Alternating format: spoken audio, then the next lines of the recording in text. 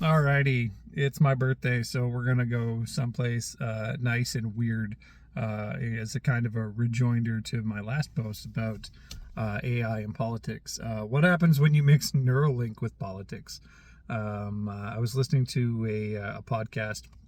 I was talking about just the Democratic candidates and stuff like that. And they weren't even talking about Neuralink, but they brought up just how complicated politics is getting, and how like bills can be passed that are just these massive omnibuses of like so many different things that can't even be read and scrutinized properly because they're not single issues. They're like multiple, just volumes of thousands of pages just to pass, everything that they want to do that year, that kind of thing. And what it got me thinking of is the eventual kind of goal of Neuralink is kind of like brain, a brain with a computer or a computer with brain. What happens when you can download and instantly know things? We get that kind of understanding from like our cultural influences. We get it from the Matrix, the Wachowski brothers work, and the comics that inspired it, where Neo plugs into the Matrix and I know kung fu. That's exactly what we look to with the whole brain with a computer with a brain type thing. Wetware is how do I download fast a skill or a knowledge set or information that I need to know, that everyone needs to know. And that brings up a bunch of different things. It brings up a bunch of different kind of concerns and issues. As pessimistic as I am about tech, I'll be honest right here. If at the drop of a button and for a non-substantial amount of money, when this gets to the consumer level, if you could like download the entire Bible into your brain the way that you have like knowledge of other things that's just perfect and every facet of it, then I'd do that. I think that would be a net positive. It's scary to think, and it's challenging, but I think I'd do that because there's this this need for memorized scripture, this knowledge of the word.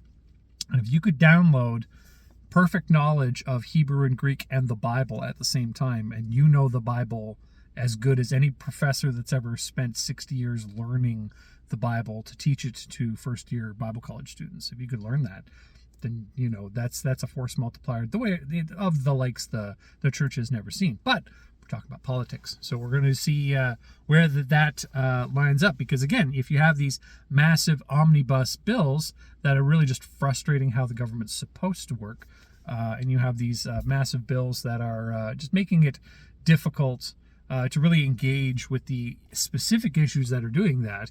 Well, what happens when you have Neuralink? What happens when you have the ability to get that bill in perfect acknowledgement into your head the second it comes out, so that you can pick out the parts that you need to address, and you don't have to spend just hours reading it or get like an army of people to read it, that kind of stuff. As we go towards a future where humanity and technology are kind of merging that way, that transhumanism, you're going to see politics change that way. You're going to see religion change that way too, because again, and this kind of ties into where I said the whole kind of AI enabled cults would go. What happens when the current president of the LDS church, okay, and I'm not sure who it is anymore. I used to know. But like the current president of the LDS church, what if he isn't an AI, but instead has the entire like writings of the former presidents, the Doctrine and Covenants, the history, like all the stuff that Mormonism has produced? What if he has that downloaded into his brain, and then the next guy has that downloaded into his brain? You get this succession of information that is always with the next kind of iteration of the religious leader, which would be the same thing as what you're doing with like the political leaders. That kind of transhuman, I think you'd find a hard spot to find a biblical precedent against, except for that it's claiming that omniscience, that all-knowingness, that I will know more than anybody else, that I know better, that I know the way that I am, that kind of like trying to be God in your own rights, in your own realm type thing, which isn't I don't think expressly condemned in Scripture, apart from like condemnation of idolatry as a practice, specifically for like the Israelites and stuff like that. So it's uncharted territory, and it's one of the reasons why we need to figure this out now, because I don't know if you're aware of this. The first Neuralink patient actually has his Neuralink, and he's able to, like play video games and operate a wheelchair and do all that kind of stuff. He's a quadriplegic, can't move, but can still talk and can still think, and he's now able to use the Neuralink to be able to do the things that he needs to do in life, to the point where, and this is the funny bit, that he's actually better at first-person shooters than most people, and they claim, oh, he's using an aimbot. No, he is the aimbot, guys. You just need to level up. And yeah, it's a wild time, and it's not like we're going that way, but this stuff is kind of bubbling up, and this transhumanism, where we're taking tech and we're augmenting what humans are capable of, or amputating, as Marshall McLuhan would say, those parts of us, those human parts of us to technology, so that, we can extend what our wants into the capabilities of technology, like we talk about in AI.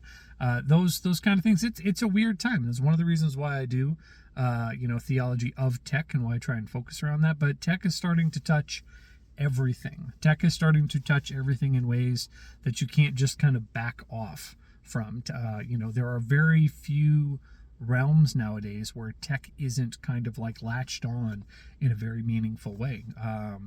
Even to the point where it's like recipes, past like the joy of cooking. What's a recipe book that you guys like really trust and go to, and everyone kind of knows as like the authoritative source?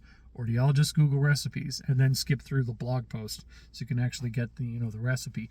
Because everyone knows that you don't get just a recipe when you Google that, which is kind of funny when you think about it. But yeah, tech is starting to really kind of latch on to parts of human life, and this transhumanism thing is becoming a bigger deal, and I think we're going to start seeing that play out in both the political spheres and religious spheres within the next couple of days. So happy birthday to me. Stay weird, and we will talk to you guys soon. I forgot to mention it at the part where we were talking about the successive information downloads, like we talked about, or like I talked about with the Mormon Church and stuff like that. You've seen this before. I can guarantee that you've seen this before. And you know where you've seen this concept before? This concept comes from the idea of the avatar. The idea that it's past lives that were other people that are also you, that you're part of a chain of like multiple lives and multiple reincarnations of yourself, all that kind of stuff. An extremely pagan idea that somehow found its way into what is likely the course of use of this new technology. So again, on team, technology is sinful, and technology trends towards paganism, because it clearly does, and it clearly can, and it clearly is going to. So just food for thought. I should have added that in when we were talking about it, but I didn't want to end the video without talking about it. Cheers.